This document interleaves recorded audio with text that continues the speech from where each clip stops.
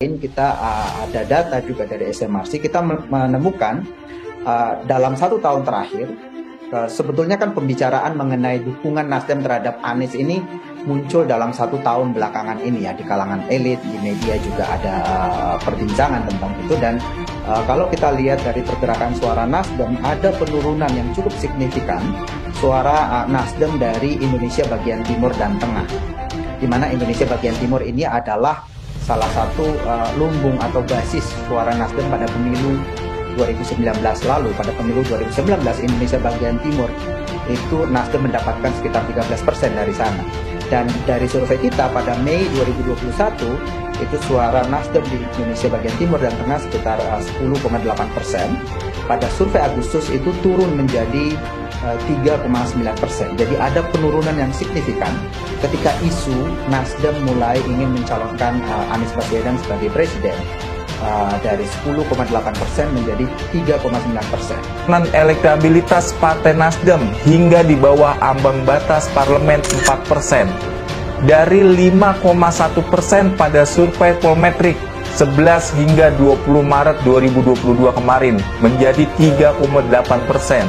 Setelah mengusung Anies Baswedan sebagai salah satu capres, elektabilitas Nasdem merosot hingga di bawah ambang batas parlemen, ucap Direktur Eksekutif Polmetrik Indonesia, Dendik Rulianto dalam keterangannya. Menurut Dendik, pilihan Nasdem sebetulnya sangat rasional mengingat figur Gubernur Jakarta Anies Baswedan menjadi alternatif bagi sebagian publik di Indonesia. Awalnya, arah dukungan Nasdem kepada Anies memang memberikan insentif elektoral seperti yang tergambar pada tingginya elektabilitas sejak Desember tahun 2021.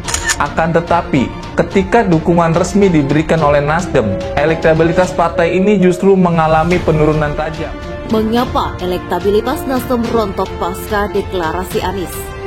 Oleh lembaga survei yang cukup kredibel, yaitu Saiful Mujani Research and Consulting atau SMRC, Anies nggak ampuh buat mendongkrak suara Nasdem. Mendongkrak.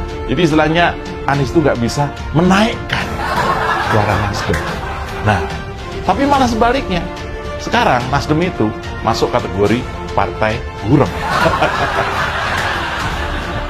Minimal kata SMRC ya, itulah kira-kira ya.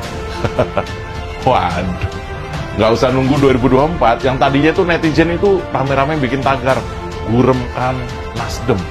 Lah ini SMRC malah udah memotret melalui metode survei, kalau pemilu dilaksanakan sekarang, maka bisa jadi Nasdem cuma kebagian 3,2% suara.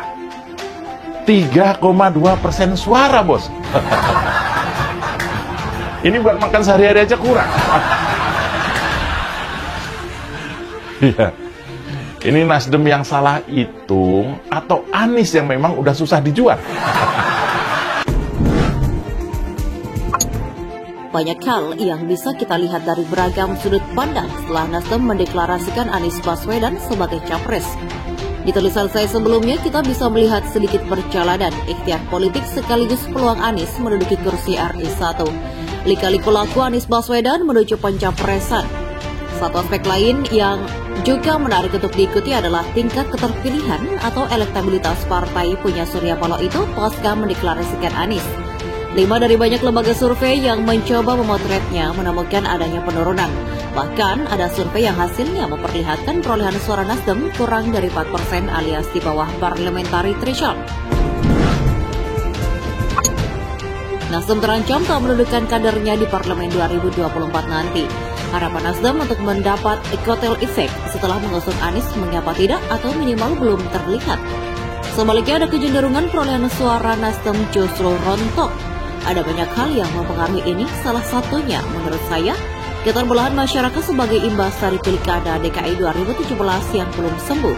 Sebelum penjelasan basis argumennya, beberapa hasil survei yang dilakukan setelah deklarasi Anies pada 3 Oktober lalu perlu kita lihat. Survei New Indonesian Research and Consulting yang dirilis pada 22 Oktober menunjukkan elektabilitas Nasdem tinggal 3,8%. Survei ini dilakukan pada 11 sampai 17 Oktober 2022 atau sepekan setelah Anies dideklarasikan. Padahal Februari 2022, lembaga survei ini mencatatkan elektabilitas Nasdem masih 5,3%. Kemudian pada Juni 2022, elektabilitasnya turun menjadi 4,4% dan pada bulan Oktober 2022 tinggal 3,8%. Yang perlu juga dicatat pada pertengahan Juni, Rakernas Nasdem sudah merilis 3 nama capres yang akan diusung. Di antaranya Anies. Sejak saat itu elektabilitas Nasdem merosot. Hasil survei dari Lembaga Survei dan Polling Nasional atau SPIN juga mencatatkan tren penurunan suara Nasdem. Survei yang digelar pada 7 sampai 16 Oktober mencatatkan elektabilitas Nasdem 4,3%. Meski melewati ambang batas parlemen, tetapi SPIN mencatatkan tren penurunan suara dari survei pada April dan Juli. Berikutnya temuan survei Polmetrik Indonesia yang dilakukan pada 17 sampai 22 Oktober. Hasilnya, tingkat keterpilihan Nasdem tinggal 3,1%. Hasil survei LSI Denny C. Ampun menemukan elektabilitas Nasdem hanya 3,9%. Sementara hasil survei SMRC menunjukkan suara untuk Nasdem sebesar 5,4%. Tetapi yang menarik dari survei SMRC adalah tentang kesetiaan pemilih. Pemilih yang setia meski Nasdem mencapreskan Anies tinggal 45%. Sementara yang pindah pilihan ke partai lain 42% dan yang belum menentukan pilihan 13%. Suara yang pindah tersebut relatif besar. Pertanyaannya, jika tidak sedikit pemilih Nasdem lari, apakah suara itu tidak terkompensasi dari pemilih Anies? Jawabannya memang hanya bisa divalidasi melalui survei. Sejauh ini saya belum melihat hasil survei yang menanyakan secara detail hal tersebut kepada responden. Tetapi melihat beberapa hasil survei di atas, orang yang memilih Anies sebagai capres tidak lantas menjatuhkan pilihannya untuk Nasdem atau setidaknya belum. Padahal pengusungan Anies diharapkan membawa efek ekor jas yang mengerek elektoral Nasdem. Di sisi lain terlalu dini juga kita menyimpulkan anjloknya elektabilitas Nasdem karena pencalonan Anies. Memang ada elit Nasdem yang memilih keluar dari partai karena alasan tidak cocok dengan Anies, tetapi itu hanya sebagian kecil, sangat kecil. Lalu apakah mempengaruhi pemilih Nasdem dalam jumlah banyak? Belum tentu. Jalan menuju pemilihan legislatif masih panjang, agar ada banyak faktor yang mempengaruhi pemilih untuk berubah pikiran nanti. Belum lagi jika nanti Anies turun langsung berkampanye, sangat mungkin pemilih Anies akan mengikuti titah mantan Gubernur DKI Jakarta itu untuk memilih Nasdem. Satu alasan lain yang tidak bisa kita pungkiri adalah imbas dari Pilkada DKI 2017. Suka atau tidak, sulit untuk disangkal bahwa sisa-sisa pertarungan saat itu masih terasa sampai sekarang. Kita tentu masih belum lupa dengan bagaimana jaringan media Surya Paloh menyerang Anies. Sebaliknya, pendukung Anies pun saat itu melakukan persekusi terhadap wartawan media grup yang bekerja di lapangan. Dan sekarang mereka berteman, harus bekerja sama dan saling memuji setelah 5 tahun lalu sempat bertikai. Harapan bersama yang ditumpukan pada konsep demokrasi ideal dalam memilih pemimpin berdasarkan visi dan misi sebenarnya masih jauh panggang dari api.